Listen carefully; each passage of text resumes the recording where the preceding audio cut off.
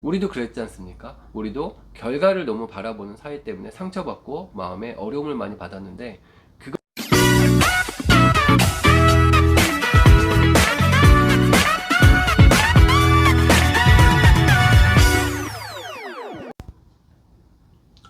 안녕하세요, 모두쌤입니다. 오늘은 아이 양육에 대한 이야기를 좀 해볼까 합니다. 어, 영상을 보시는 분들 중에 부모님들이 많이 계실 거라고 생각하고, 물론 결혼 아직 안 하신 분도 계실 거고요, 자녀가 없으신 분도 계시겠지만 자녀에 대한 이야기를 좀 해볼까 합니다.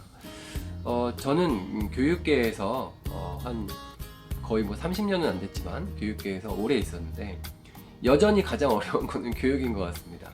소위 이제 학교 교감이기도 하니까 교육 전문가라고도 이야기할 수 있을 텐데요. 제 자신을 돌이켜보면 내가 과연 교육에 대한 얼마나 그렇게 전문적인 지식이 있나 라는 생각이 듭니다.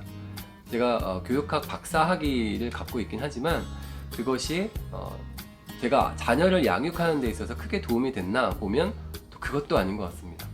유튜브에서 나오는 다른 양육에 대한 경험이 많으신 분 이야기를 들어보면 그것이 오히려 더 전문적으로 도움이 되고, 그것이 아이를 키우는데 큰 도움이 됐던 것 같습니다.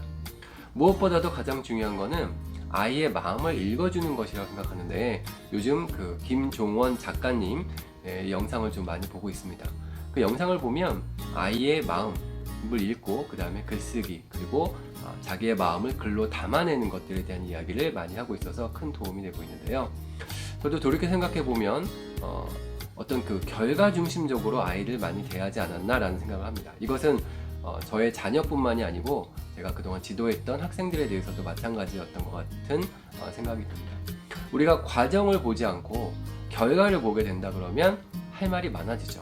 왜냐면 내가 목표했던 어떤 그 결과를 다 이루는 사람이 얼마나 많을까요? 대부분의 경우는 그 결과를 다 이루지 못하고 중간에서 그 결과보다 조금 낮은 결과들을 이루는 경우가 많이 있습니다. 하지만 우리가 여기서 봐야 될 것은 결과가 아니고 그 결과를 이루기 위해서 얼마큼 열심히 노력했는가, 그리고 그 과정이 충실했는가, 이런 것들을 보면서 평가를 하든지 관심을 가져줘야 되는데, 사회 전체적으로도 그렇고 부모님도 그렇고 과정보다는 결과 쪽으로 너무 포커스가 맞춰져 있으니 아이들이 숨쉬기가 매우 어려운 것 같습니다. 그 예전에 어릴 때를 생각해 보면 짐작할 수 있을 것 같은데, 어른이 된 다음에는 그 부분을 어느새 간과하고 있는 것은 아닌가라는 생각을 합니다. 아이들은 아이들이기 때문에 자기의 마음을 충분히 표현할 수가 없고요. 또 심리학자 또는 뇌과학자들의 의견에 따르면 아직은 두뇌가 그 전두엽, 전전두엽 이런 쪽이 충분히 발전하지 않았기 때문에 자기의 감정을 충분히 다스릴 수가 없는 것이 당연하죠. 하지만 부모 입장에서는 또 그것을 다 이해하지 못하고 도대체 아이가 왜 이럴까라는 쪽을 강조하다 보니까 항상 아이하고는 대립을 할 수밖에 없는 것이죠. 지금은 초등학교 1, 2학년만 돼도 스마트폰을 가지고 다니는 세상이기 때문에 스마트폰과 관련된 여러 가지 또 부모들과 자녀들 간의 갈등이 많이 일어나고 있는 것이 현실입니다. 그리고 예전처럼 부모가 어떤 정보나 지식을 다 갖고 있는 것이 아니고, 이제 정보와 지식은 인터넷에 충분히 널려져 있기 때문에 중학생만 돼도 벌써 아이들의 어떤 그 검색 실력이 부모보다 훨씬 뛰어납니다. 그러므로 이제는 부모가 자녀에게 어떤 지식이나 정보를 가지고 나를 따르라 이렇게 얘기할 수 있는 시기는 이미 다 지나갔죠.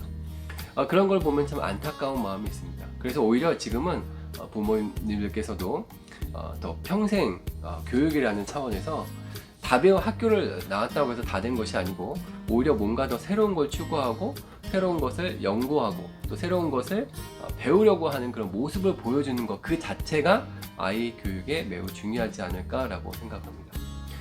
다시 자녀 교육에 대한 이야기로 돌아가서, 우리가 아이를 키울 때 사랑한다고 얘기를 하죠. 그리고 네가 원하는 것은 다 해줄 수도 있어, 이런 마음으로 아이를 지도합니다. 또 바라보죠. 하지만 현실은 그렇지 않습니다. 아이가 원한다고 해서 다 해줄 수 있는 것도 아니고요. 경제적으로도 그렇고, 어떻게 보면 경제적으로 그게 가능하다 그래도 그것이 과연 아이를 위한 것인가 하는 것을 한번 생각해 볼 필요가 있을 것 같습니다. 우리가 진정으로 아이를 원한다 그러면 아이를 좀 힘들게 키우기도 하고 어렵게 키우기도 하고, 그리고 아이가 좀 좌절도 시키기도 하고, 이런 경험들이 필요한데, 각각의 자녀들이 하나 내지는 많아야 둘이기 때문에 아이가 실패하거나 아이가 넘어지거나 아이가 좌절하는 모습을 너무 견디기 어려워합니다. 저도 그랬던 것 같습니다. 나는 어릴 때 이걸 못했으니 우리 애는 꼭 이거 해줘야지. 이제 이런 마음을 먹다 보니까 결국 아이는 자기 스스로를 자기가 통제하는 것이 아니고 부모의 간섭이나 다른 사람의 통제에 쉽게 수긍을 하게 되는 어떤 수동적인 마인드를 갖게 되는 경우도 많이 있습니다.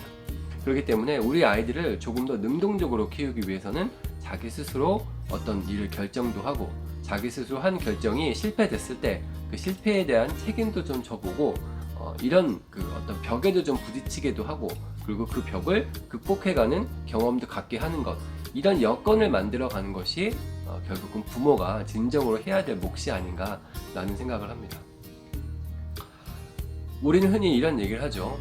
여행을 많이 다니고 어딜 다녀야 견문이 넓혀지고 사람이 넓어진다. 근데 김종원 작가님은 이제 이런 얘기를 하시더라고요. 내 주변에 있는 것도 잘 바라보지 못하고 관찰하지 못하는데 여행을 다니거나 이런 것이 무슨 의미가 있겠느냐. 그래서 처음에는 그 말을 흘려들었는데 시간이 지날수록 그 말이 큰 무게로 다가오는 것 같습니다. 내 주변, 내 근처에 있는 사소한 것들도 아끼지 못하고 바라볼 줄 모르고 느끼지 못하는데 그냥 시간과 노력을 들여서 여행을 다니고 소위 말하는 요즘 체험학습 열풍이 많이 불고 있는데 체험학습을 다녀봤자 그게 무슨 의미가 있는가. 그냥 나는 어디 갔다 왔다, 나는 무슨 활동하고 왔어 라고 하는 것이지 않겠는가. 독서교육도 마찬가지라고 김종훈 작가님이 이야기하시는데 책을 하나 다 읽었다, 10권 읽었다, 100권 읽었다, 그게 과연 무슨 의미가 있느냐. 책 한 권을 읽었어도 그 책 한 권에서 내가 정말 내 삶에 도움이 되는 어떤 문구 하나, 한 줄의 문장을 발견했다 그러면 그것이 바로 독서라고 이야기하는데 저는 그 얘기를 듣고서 무척 큰 감명을 받았습니다. 왜냐면 저희 집에도 아이들이 봐야 할 책이 쫙 되게 많은데 그런 것들이 그렇게 중요한 건 아니구나. 소위 말하는 인터넷에 보면은 뭐 몇 살 때 꼭 읽어야 될 책, 뭐 몇 학년 때 꼭 요거는 다 읽어야 되고 이런 리스트들이 쫙 있거든요.